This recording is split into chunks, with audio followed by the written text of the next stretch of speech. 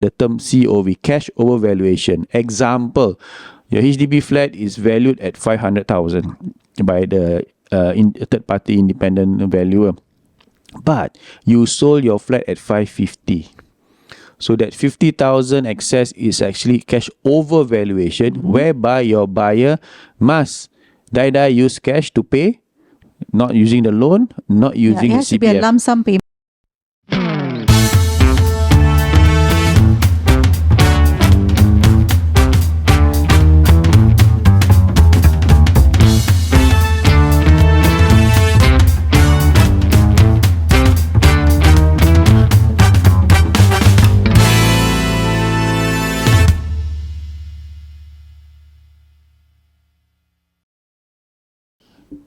Hi guys, welcome to another episode of Property Hard Truth by Nizam. How are you, Niza?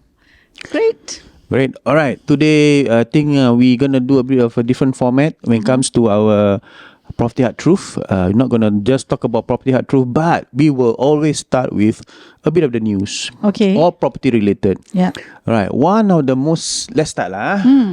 One of the quite interesting news or headline that was Recently lah. When was that? 29 November. Okay. 29 November 2023. Yes. Long Island to be reclaimed off East Coast could add 800 hectare of land. Wow. Right? Wow. So the tracts of land could be reclaimed off East Coast Park in the coming decades, creating about 800 hectare of land for new homes and other amenities, as well as a new reservoir. Wow. Is it going to be like a connected reclaimed No, I think, land? before that, it's more for, because of the fact that it's the receding hairline, what do you call it? Beach line lah. Right? The level of the sea will rise in the next decades or and all that. Definitely. So they try to mitigate the rise of the sea level by reclaiming around East Coast, where they do parks, housing and all that, and become a reservoir. Reclaiming on top of the current beach line or opposite? Opposite. That means that it will be like a There's a water reservoir. Okay. So interesting concept. I think it's yet to be seen. It's part of the bigger master plan, I believe. And then when they say Long Island, I think they it's very long actually. No, I think they're trying to.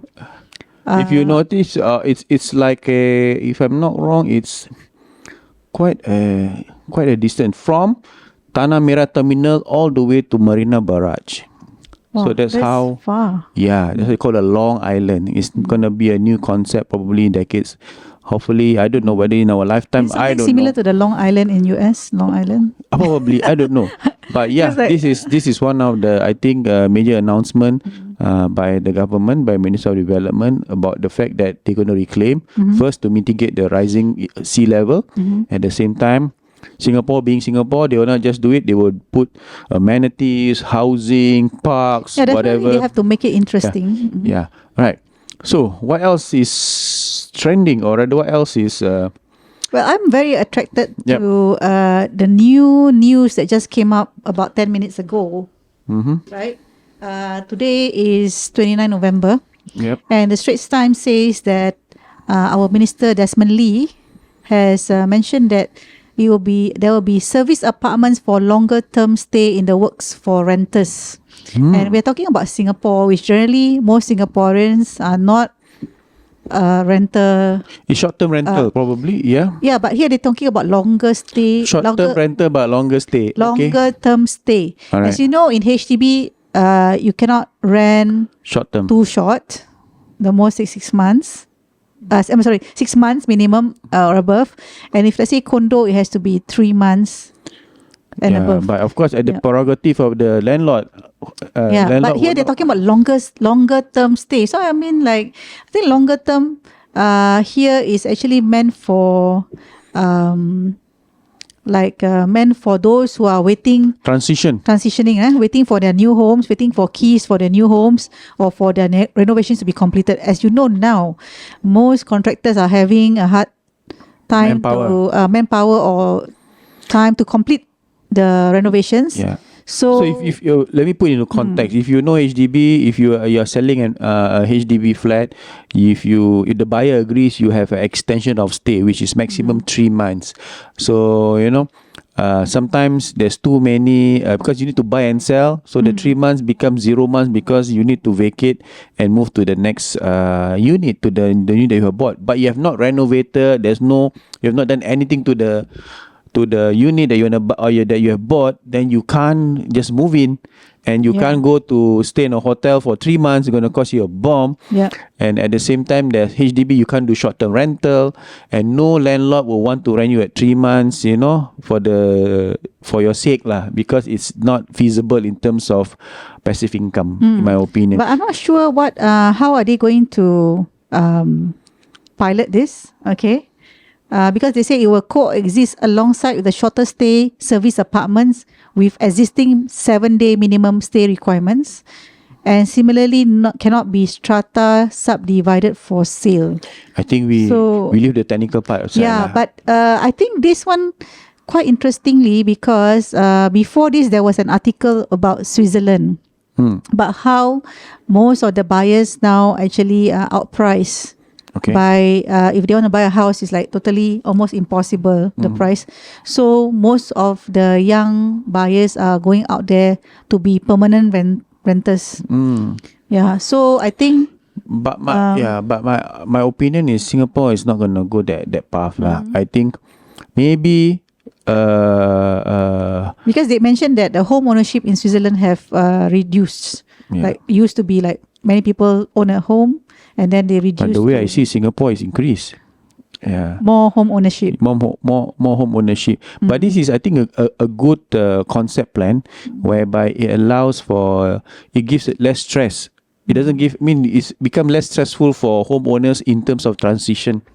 Yeah. I mean, talk about HIP alone. If those who know HIP, minimally 10 days you need to not be in the house so that your toilets, whatever, can be done and all that. I think government take the cue from thing, the country clubs that nearby the outskirts, like in Yishun Country Club, or Orchid Country Club. Offers HIP stay. Yeah, and even downtown east, that side, what you call it. They are offering like 2 weeks stay for those HIP. Or those who are renovating the house. Yeah, but 2 weeks not enough lah. HIP okay lah. Yeah. But I think longer term in this case, maybe for those that's undergoing renovation. I read somewhere it says minimum of 3 months. But it's a good initiative. I think it gives the market option, and it doesn't it doesn't create a illegal subletting kind of thing lah. The way I see. Actually, when they talk about service apartment here, I think not the typical service apartment whereby your apartment is being serviced. Full service. Like they will have cleaners and all that. Yeah. But I think this one maybe like keep it to a minimum, like hassle-free, like fuss-free kind of thing. Like I said, this is news out of the oven, so we will update. But I like this idea because if you look at the two locations that they're talking about, is Upper Thomson Road, which is just next to Springleaf MRT, and the other one, over there we have two parcels, parcel A, parcel B, and then another parcel at Zion Road.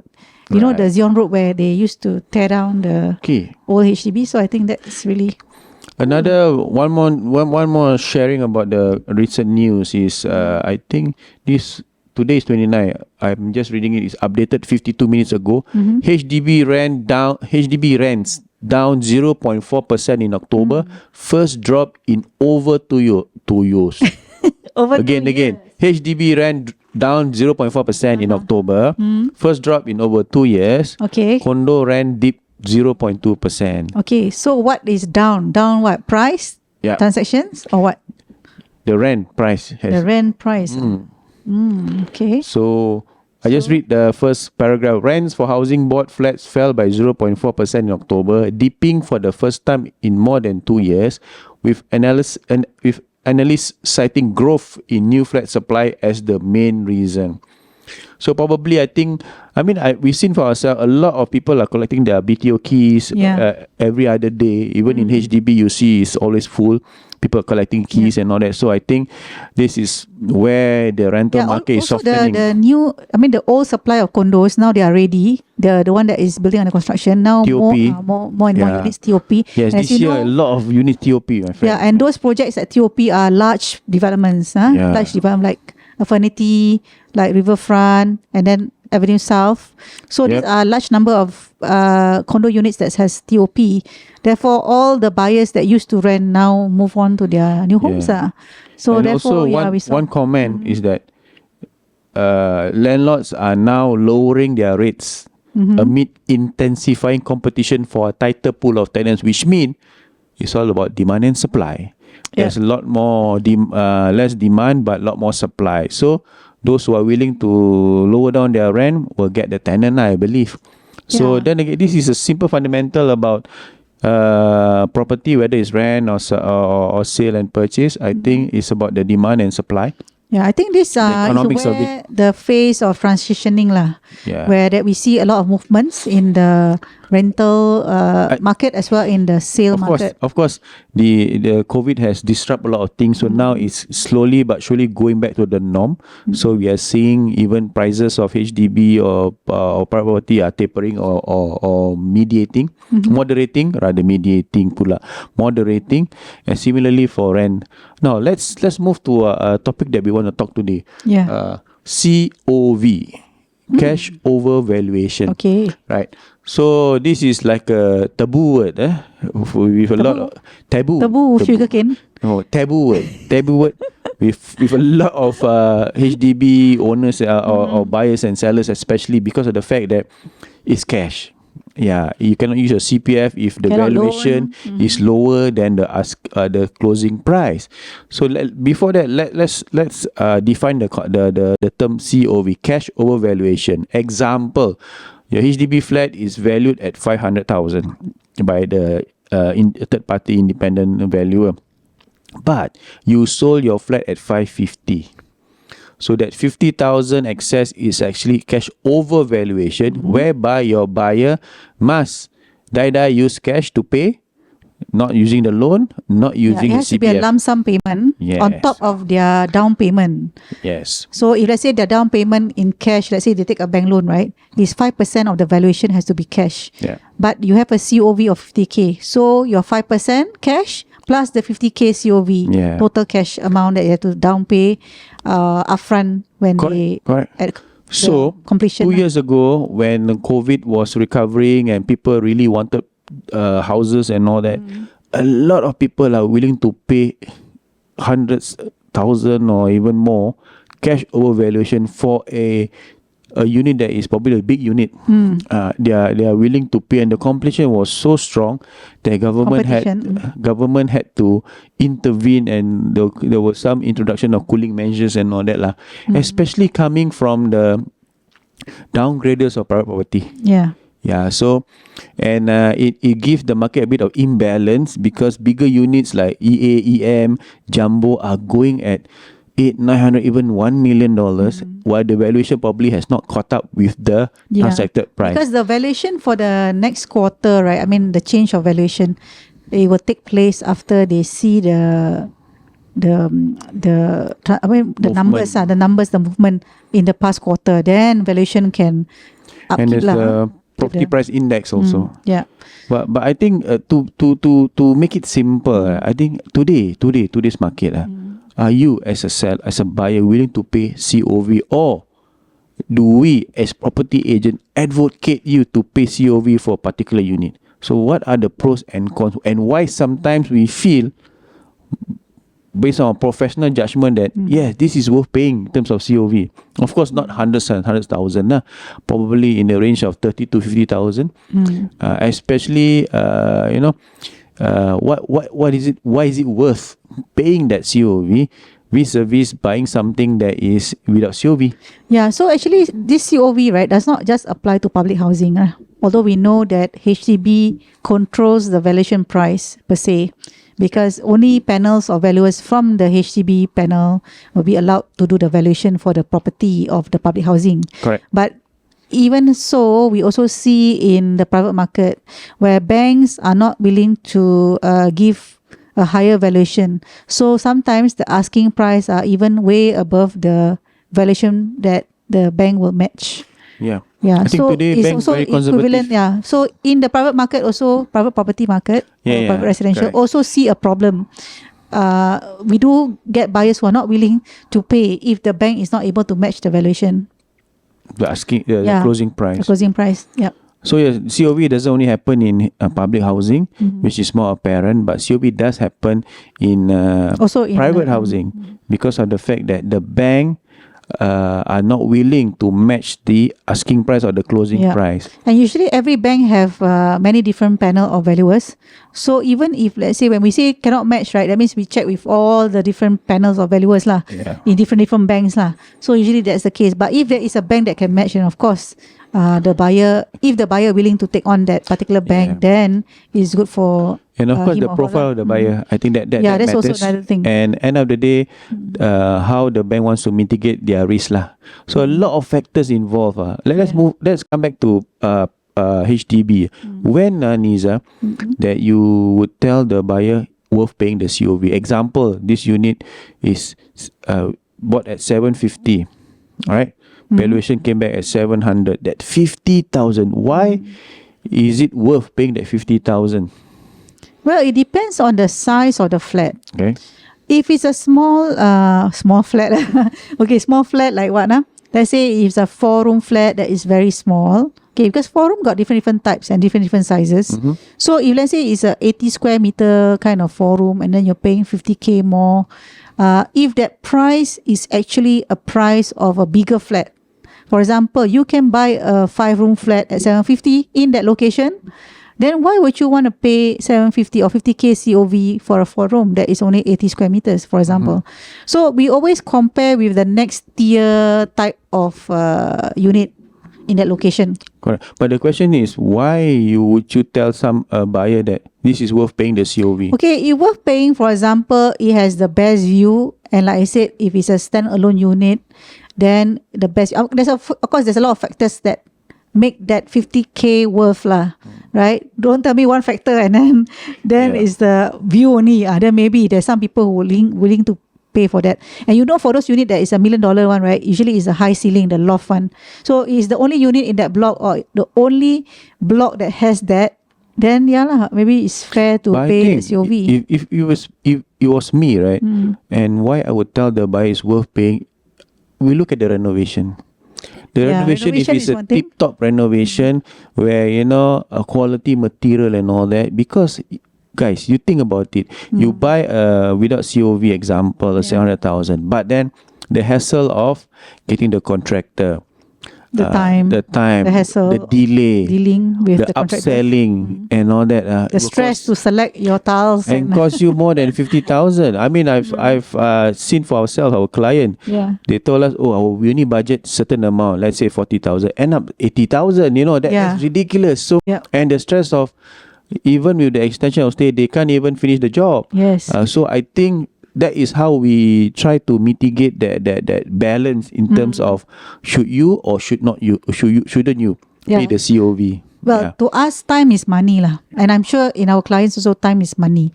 So if it takes a lot of time, sometimes they're willing to go through the hassle, but the time they cannot, because time is like they have other plans. True. They want to do this. They want to meet the children's schooling, period and all that. So always when it comes to the time, right, they will like, okay, we cannot deal with this. So but I think more importantly is the physical aspect of the unit lah. I think and of course the terms and condition lah. Like if the seller do not need extension or stay, so that means they can get the unit as fast as they can. No, but I still feel that is not a, to me compelling reason to pay a high COV, for example 50,000, maybe 10-20 probably, but 50,000 just because you have the convenience of time, I think must rethink lah. This is how I feel. You're saying that people were willing to pay the COV because they see the added value in the unit itself, physically in the house, and also on top of that, time saving. Okay. So I think that's more important to me. If I were your agent and you tell me, Nizam, should I pay 50,000 COV for this unit because the valuation is such? We look at it from all aspects, physically and time saving, and also convenience or inconvenience for that matter. So these are things that we do to make sure that you are assured and you feel it gives you the option of making the informed decision. So very, very, very subjective, of course. I think I don't want to put myself in a spot where Nizam say COV is fine. No, there's a lot of aspect to it. A It's lot very of difficult because But it is the buyer, depend on the buyer as in well. general today, I think nobody wants to pay more than or put it this, nobody wants to pay COV lah. Everybody wants valuation to match and all that. Yes, yes. But sometimes people don't understand, especially sellers. They feel that with COV they get more money. Actually, no. Basically, it's the valuation is such that it's not additional. COV is not additional. It's basically the price, the closing price lah. It's just that whether your buyer is willing to pay that additional cash over valuation. Yeah.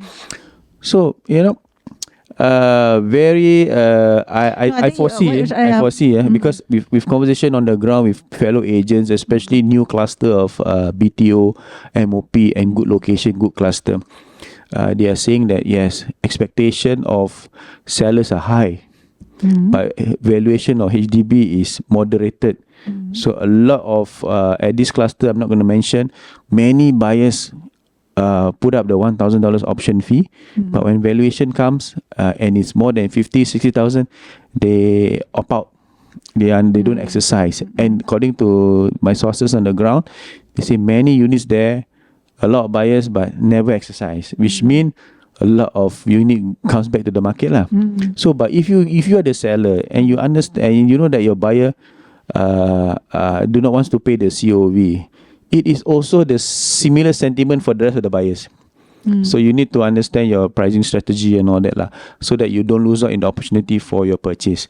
This is how we always analyze and strategize for our clients. Anything to add?